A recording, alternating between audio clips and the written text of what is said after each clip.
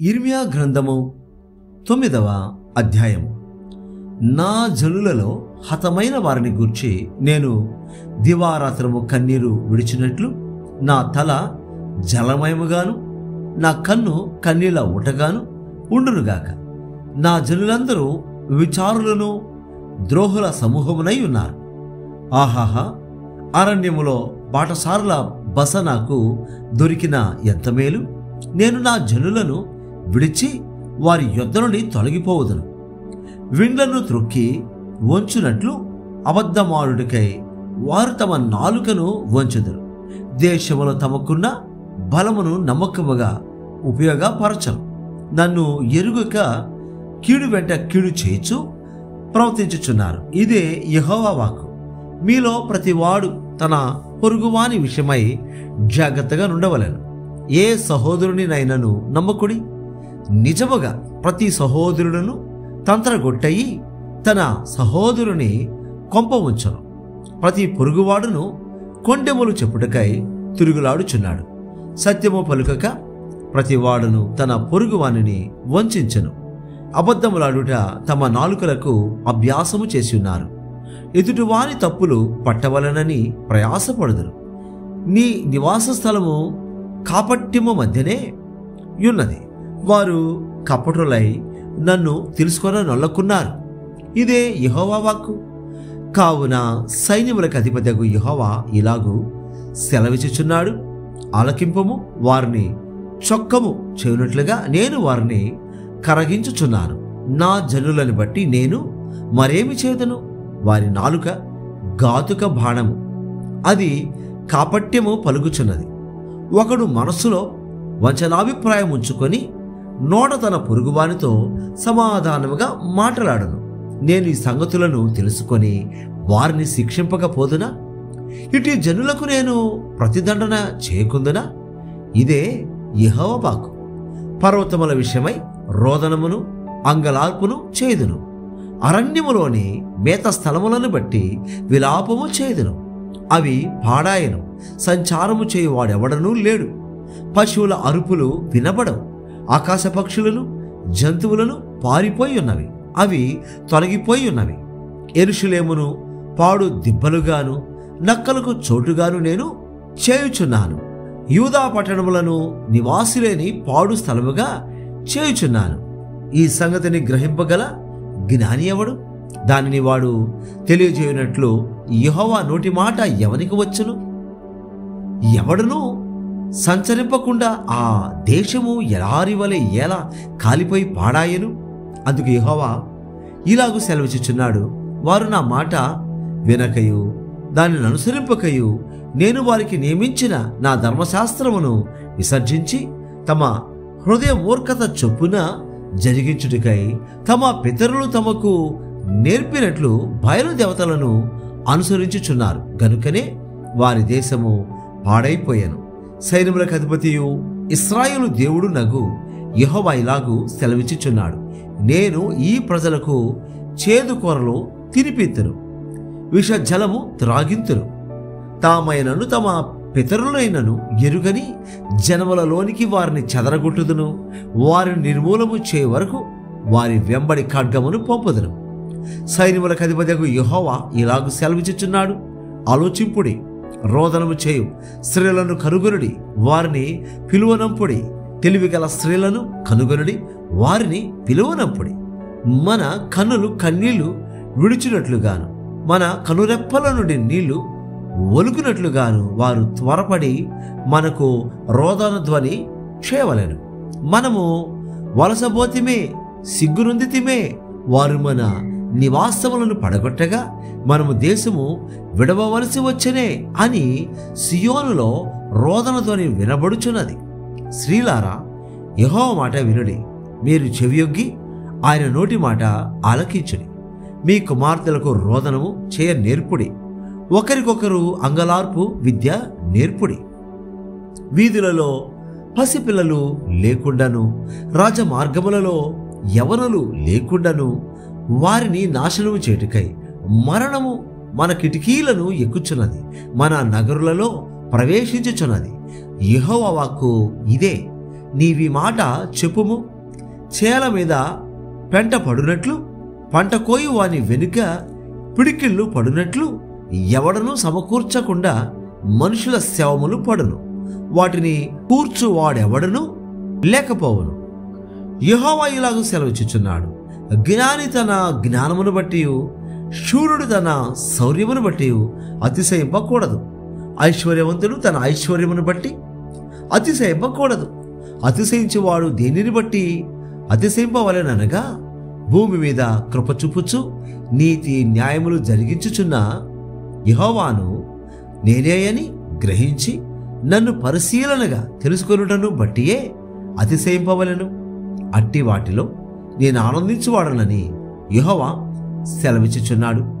అన్యజనులందరూ సున్నతి పొందని వారు గనుక ఇశ్రాయేలీయులందరూ హృదయ సంబంధమైన సున్నతి నొందిన వారు కారు గనుక రాబో దినములలో సున్నతి పొందియు సున్నతి లేని వారి వలె నుండు ఐగుప్తీయులను, యూదావారిని, ఎదోమీయులను, అమ్మోనీయులను, మోయాబీయులను, గడ్డపు ప్రక్కలను కత్తిరించుకొను అరణ్య నివాసులైన వారినందరినీ నేను శిక్షించెదను. ఇదే యెహోవా వాక్కు. యిర్మీయా గ్రంథము 10వ అధ్యాయము. ఇశ్రాయేలు వంశస్థులారా, యెహోవా మిమ్మును గూర్చి సెలవిచ్చిన మాట వినుడి. యెహోవా సెలవిచ్చినదేమనగా, అన్య జన్మల ఆచారముల నభ్యసింపకుడి. ఆకాశమందు అగపడు చిహ్నములకు జనములు భయపడను, అయితే మీరు వాటికి భయపడకుడి. జనముల ఆచారములు వ్యర్థములు. అడవిలో నొకడు చెట్టు నరకున్నట్లు అది నరకబడును. అది పనివాడు గొడ్డలితో చేసిన పని. వెండి బంగారముల చేత పనివారు దానిని అలంకరింతురు. అది కదలకై ఉండునట్లు మేకులు పెట్టి సుత్తెలతో బిగగొట్టి దాని నిలుపుదురు. అవి తాటి చెట్టు వలె తిన్నగా ఉన్నవి. అవి పలుకవు, నడువ నేరవు గనుక వాటిని మోయవలసి వచ్చను. వాటికి భయపడకుడి. అవి హాని చేయనేరవు, మేలుచోట వాటి వలన కాదు. యెహోవా నిన్ను పోలిన వాడెవడనూ లేడు. నీవు మహత్యము గలవాడవు. నీ శౌర్యమును బట్టి నీ నామము ఘనమైన దాయను. జనములకు రాజా, నీకు భయపడని వాడెవడు? జనముల జ్ఞానులందరిలోను వారి రాజ్యములన్నిటిలోనూ నీ వంటి వాడెవడనూ లేడు గనుక నరులు నీకు భయపడుట అనుగుణ్యము. జనులు కేవలము పశుప్రాయులు, అవివేకులు. బొమ్మల పూజ వలన వచ్చు జ్ఞానము వ్యర్థము. తర్షీషు నుండి రేకులుగా సాగగొట్టబడిన వెండియు, ఉపాసు నుండి బంగారమును తెత్తురు. అది పనివాని పనియే గదా. పోతపోయేవాడు దాన్ని చేశాడు. నీల ధూమర వర్ణములు గల వస్త్రములు వాటికున్నవి. అవన్నీ నేర్పరులకు పనివారి పనియే. యెహోవాయే నిజమైన దేవుడు. ఆయనే జీవము గల దేవుడు. సదాకాలం ఆయనే రాజు. ఆయన ఉగ్రతకు భూమి కంపించెను. జనములు ఆయన కోపమును సహింపలేవు. మీరు వారితో ఇలాగూ చెప్పవలెను, ఆకాశమును భూమిని సృష్టింపని ఈ దేవతలు భూమి మీద నుండకుండాను ఆకాశము క్రింద ఉండకుండాను నశించను. ఆయన తన బలము చేత భూమిని సృష్టించెను. తన జ్ఞానము చేత ప్రపంచమును స్థాపించెను. తన ప్రజ్ఞ చేత ఆకాశమును విశాలపరచెను. ఆయన ఆజ్ఞ నీయగా జలరాశులు ఆకాశ మండలములో పుట్టును. భూమి అంతా భాగములలో నుండి ఆయన ఆవిరి ఎక్కజేయును. వర్షము కలుగునట్లుగా ఆయన మెరుపులు పుట్టించెను. తన ధనాగారములలో నుండి గాలిని రావించెను. తెలివిలేని ప్రతి మనుష్యుడు పశుప్రాయుడు. పోతపోయి ప్రతి వాడును తాను చేసిన విగ్రహమును బట్టి అవమానము నొందుచున్నాడు. అతడు పోత పోసినది మాయారూపము, అందులో ప్రాణమేమీ లేదు. అవి ఆశను చెడగొట్టు మాయా కార్యములు. విమర్శ కాలములో అవి నశించిపోవును. యాకోబునకు స్వాస్థ్యమగువాడు వాటి వంటి వాడు కాడు. ఆయన సమస్తమును నిర్మించువాడు. ఇశ్రాయేలు ఆయనకు స్వాస్థ్యముగానున్న గోత్రము, సైన్యులకు అధిపతియగు యెహోవాయని ఆయనకు పేరు. నివాసి నీ ముట్టడి వేయబడుచున్న దేశము విడిచి వెలుటికై నీ సామగ్రిని కూర్చుకొను. యెహోవా ఇమ్మట సెలవిచ్చుచున్నాడు, నేను ఈ వేళను ఈ దేశ నివాసులను విసరివేయుచున్నాను. వారు పట్టబడవలనని వారిని ముట్టడి వేయించుచున్నాను. కటకట నేను గాయపడి తిని నా దెబ్బ నొప్పి పెట్టుచున్నది. అయితే ఈ దెబ్బ నాకు తగినదే అనుకొని నేను దాన్ని సహించుదును. నా గుడారము చిరిగిపోయాను, నా త్రాళ్ళన్నీ తెగిపోయాను. నా పిల్లలు నా యొద్ద నుండి తొలగిపోయి ఉన్నారు. వారు లేకపోయి ఇక మీదట నా గుడారమును వేయుటకైనను నా తెరల నెత్తుటకైనను ఎవడనూ లేడు. కాపరులు పశుప్రాయులై యెహోవా యొద్ద విచారణ చేయరు గనుక వారే వర్ధిల్లకై ఉన్నారు. వారి మందలన్నీ చెదిరిపోవుచున్నవి. ఆలకించుడి, ధ్వని పుట్టుచున్నది, దాని రాకధ్వని వినబడుచున్నది. యూదా పట్టణములను పాడైన స్థలముగా చేయుటకును నక్కలకు చోటుగా చేయుటకును ఉత్తర దేశము నుండి వచ్చుచున్న గొప్ప అల్లరి ధ్వని వినబడుచున్నది. యెహోవా తమ మార్గము నేర్పరచుకొనుట నరుల వశములో లేదనియు, మనుషులు తమ ప్రవర్తనందు సన్మార్గమున ప్రవర్తించుట వారి వశములో లేదనియు నేనెరుగుదును. యెహోవా, నీవు నన్ను బొత్తిగా తగ్గింపకుండునట్లు నీ కోపమును బట్టి నన్ను శిక్షింపక నీ న్యాయవిధిని బట్టి నన్ను శిక్షింపము. నిన్నెరుగని అన్యజనుల మీదను నీ నామమును బట్టి ప్రార్థింపని వంశముల మీదను నీ ఉగ్రతను కుమ్మరించము. వారు యాకోబును మింగివేయుచున్నారు, నిర్మూలము చేయవలనని వారు అతని మింగివేయుచున్నారు, వారి నివాసమును పాడు చేయుచున్నారు. యిర్మీయా గ్రంథము 11వ అధ్యాయము. యెహోవా యొద్ద నుండి యిర్మీయాకు ప్రత్యక్షమైన వాక్కు. మీరు ఈ నిబంధన వాక్యములను వినుడి. యూదా మనుష్యులతోనూ యెరూషలేము నివాసులతోనూ నీవిలాగున మాటలాడి తెలియజేయవలెను. ఇశ్రాయేలు దేవుడైన యెహోవా సెలవిచ్చినదేమనగా, ఈ నిబంధన వాక్యములను విననొల్లని వాడు శాపగ్రస్తుడగును. ఐగుప్తు దేశములో నుండి, ఆ ఇనుప కొలిమిలో నుండి నేను మీ పితరులను రప్పించిన దినమున నేను ఈ ఆజ్ఞ ఇచ్చి తిని, నేడున్నట్టుగా పాలు తేనెలు ప్రవహించు దేశమును మీ పితరులకు ఇచ్చిదనని వారితో నేను చేసిన ప్రమాణమును నేను నెరవేర్చినట్లు మీరు నా వాక్యము విని నేను మీకు ఆజ్ఞాపించి విధులన్నిటిని బట్టి ఈ నిబంధన వాక్యముల ననుసరించిన ఎడల మీరు నాకు జనులయుందురు, నేను మీకు దేవుడనై ఉందును. అందుకు యెహోవా, ఆ ప్రకారము జరుగునుగాకని నేనంటిని. యెహోవా నాతో సెలవిచ్చినదేమనగా, నీవు యూదా పట్టణములలోను యెరూషలేము వీధులలోను ఈ మాటలన్నిటినీ ప్రకటింపుము. మీరు ఈ నిబంధన వాక్యములను విని వాటిని అనుసరించి నడుచుకొనుడి. ఐగుప్తులో నుండి మీ పితరులను రప్పించిన దినము మొదలుకొని నేటి వరకు నేను గట్టిగాను ఖండితముగాను చెప్పుచు వచ్చి తిని, నా మాట వినుడి అని పెందలకడ లేచి చెప్పుచూ వచ్చి తిని. అయినను వారు తమ దుష్ట హృదయముల పుట్టు మూర్ఖత చొప్పున నడుచుచు వినకపోయిరి, చెవి యొగ్గిన వారు కాకపోయిరి.